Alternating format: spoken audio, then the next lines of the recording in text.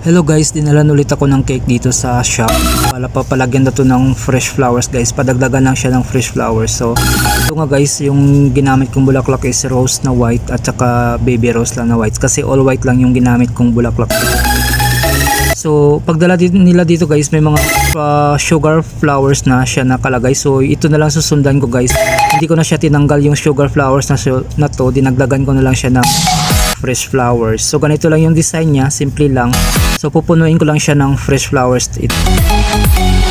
So, ito guys, yung tinusukan ko, akala ko cake siya, hindi pala siya cake, styro pala dyan sa baba na yan.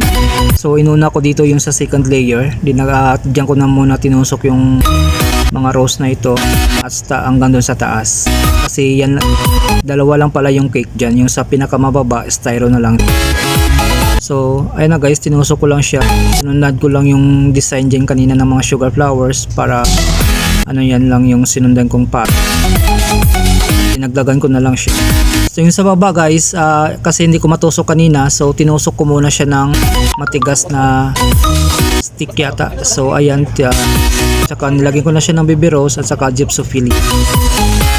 Ayan nga guys, ganyan lang siya guys, kasimple yung design na. Dinagdagan ko lang siya ng fresh flowers, yung mga sugar flower kanina na pagdala dito ng cake. So yun na guys.